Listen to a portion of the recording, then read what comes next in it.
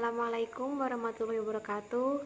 Perkenalkan, nama saya Taruni Muda Himmat Nur Afifah dari Prodi D3 Manajemen Transportasi Perkeretaapian kelas 1C dari Politeknik Perkeretaapian Indonesia.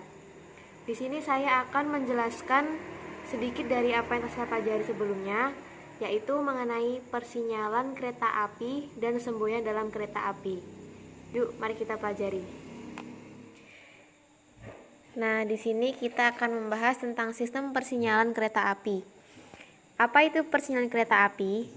Persinyalan kereta api merupakan serangkaian prasarana yang ditempatkan dan memberi petunjuk tertentu, biasanya berupa cahaya, warna, dan bentuk untuk mengawasi pengoperasian kereta. Apa itu tanda dan marka? Marka merupakan perintah yang harus ditaati oleh masinis, dan sedangkan marka yaitu perintah atau petunjuk kepada masinis mengenai kondisi tertentu saat perjalanan kereta api. Selanjutnya kita akan membahas tentang sinyal. Sistem persinyalan kereta api ada dua, yaitu sinyal mekanik dan sinyal elektrik. Sinyal mekanik merupakan rangkaian sinyal yang digerakkan oleh operator dengan menaikkan dan menurunkan papan atau lengan instruksi dengan tujuan memberi perintah pada masinis, dan sinyal ini biasanya untuk frekuensi lalu lintas rendah. Contoh penggunaan sinyal mekanik sendiri salah satunya di stasiun Surabaya Kota, yaitu stasiun Semut.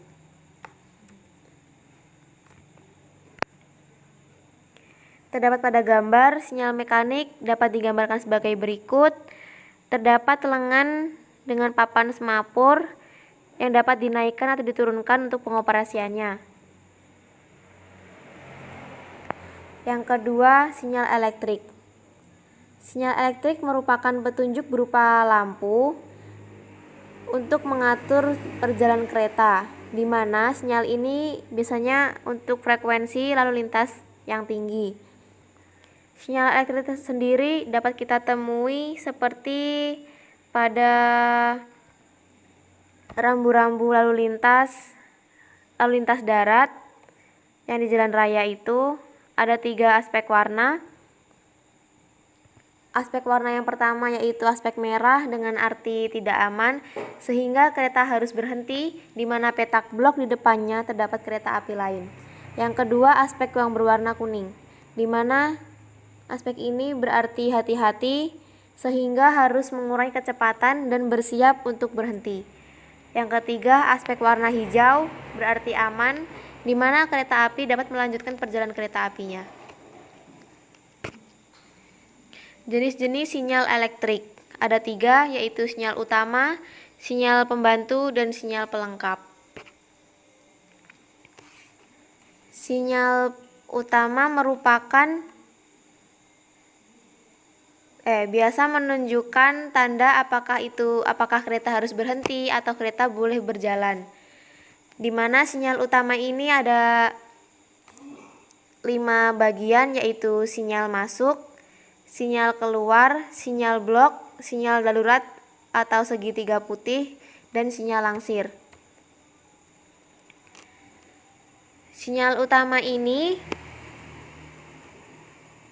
yang pertama, sinyal masuk. Sinyal masuk ini memberi tanda berupa cahaya, di mana ada aspek hijau, kuning, dan merah ketika kereta akan masuki stasiun. Yang kedua, ada 2 aspek yang memberi tanda berupa cahaya dengan kereta akan berangkat atau keluar dari stasiun. Yang ketiga, sinyal blok, di mana sinyal ini memberi tanda berupa cahaya bahwa kereta dibagi atas beberapa petak blok. Sinyal blok ada 2 macam, yaitu sinyal blok 2 aspek, di mana aspek merah dan hijau, dan yang kedua sinyal blok dengan 3 aspek, yaitu merah, kuning, dan hijau. Yang keempat, sinyal darurat, biasanya berbentuk dengan segitiga putih. Sinyal utama, apabila sinyal utama merah dan sinyal daruratnya nyala atau putih, maka berarti aman. Dalam sinyal masuk ini kecepatan maksimumnya itu 30 km per jam, dan apabila sinyal utama berwarna merah dan sinyal daruratnya itu berwarna tidak nyala atau padam, maka berarti tidak aman dan kereta harus berhenti atau tidak melanjutkan perjalanan. Yang kelima, sinyal langsir, di mana sinyal ini memberi tanda berupa cahaya apakah kereta boleh melakukan gerakan langsir atau tidak. Apabila aspek putih dengan putih, maka diperbolehkan untuk langsir, dan apabila aspeknya berwarna merah, maka tidak boleh berlangsir. Yang kedua, sinyal pembantu. Sinyal pembantu sendiri dapat digolongkan menjadi 3 jenis, yaitu sinyal muka, sinyal pendahulu, dan sinyal pengulang. Yang pertama, sinyal muka. Sinyal muka terdapat 2 lampu, yaitu aspek hijau atau aman dan aspek kuning atau hati-hati. Jadi ketika lampu sinyal masuk berwarna hijau, maka petak blok depannya itu menunjukkan warna kuning atau kereta harus berhati-hati. Sedangkan apabila lampu berwarna kuning, maka petak blok depannya akan berwarna merah. Jadi kereta harus berhenti. Yang kedua, sinyal pendahulu. Sinyal pendahulu merupakan sinyal cahaya LED array, di mana aspek berwarna putih dengan tinggi dari kepala rel sampai lampu sinyal yaitu 3660 mm dengan jarak tampak minimumnya itu 200 meter.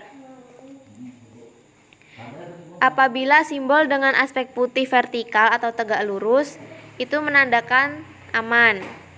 Apabila aspek putih miring ke kanan 45 derajat atau serong, menandakan hati-hati atau aman dengan kecepatan terbatas. Dan apabila aspek putih horizontal atau datar, itu menandakan tidak aman, kereta harus berhenti. Yang ketiga, sinyal pengulang. Sinyal ini biasanya dipasang pada peron-peron di stasiun. Sinyal ini mempunyai 2 aspek. Aspek putih atau aman, di mana PAP atau kondektur boleh memberangkatkan kereta.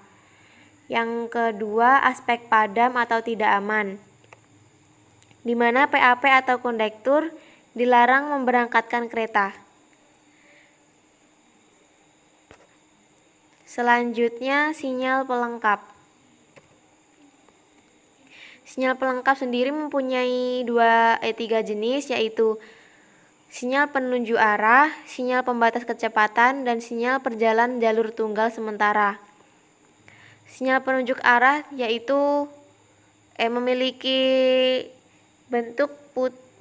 aspek putih, di mana dia akan serong ke kiri atau ke kanan. Yang kedua, sinyal pembatas kecepatan, dia akan tetap atau berubah, memberi tanda berupa cahaya, di mana dia akan menunjukkan angka yaitu 3, 4, atau 6. Apabila sinyal utama merah dan sinyal pembatas kecepatan padam, itu artinya tidak aman.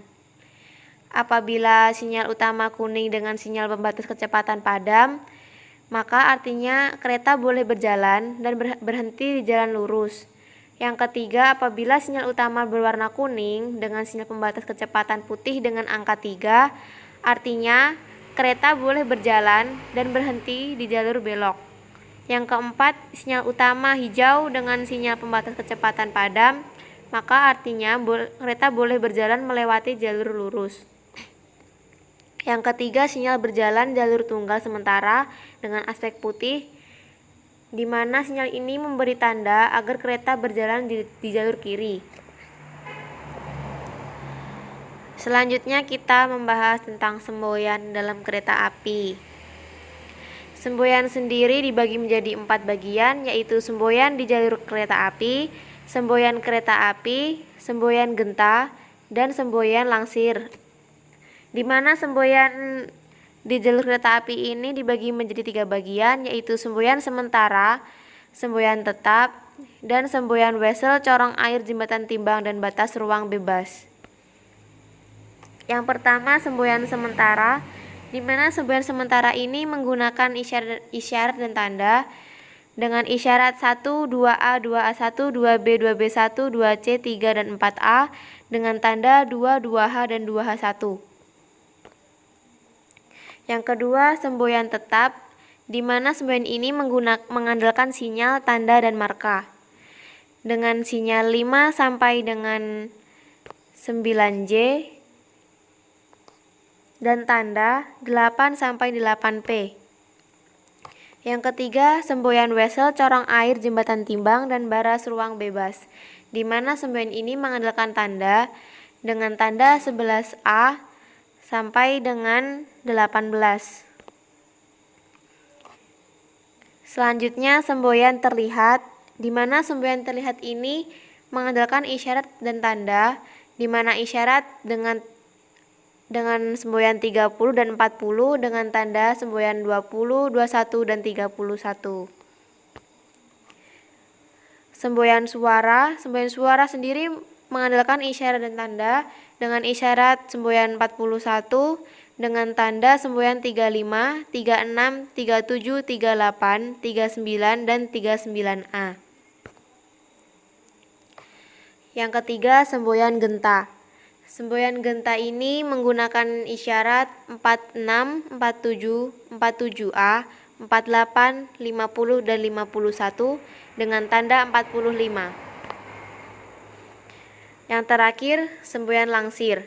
Semboyan langsir sendiri dia mengandalkan tanda, di mana tanda yang digunakan yaitu semboyan 55A1, 55A2, 55B, 55C, 55D, dan 556.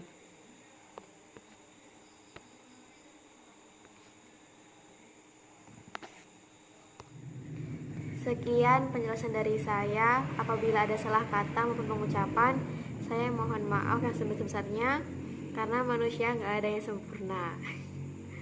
Tetap jaya, Perkereta Api Indonesia. Wassalamualaikum warahmatullahi wabarakatuh.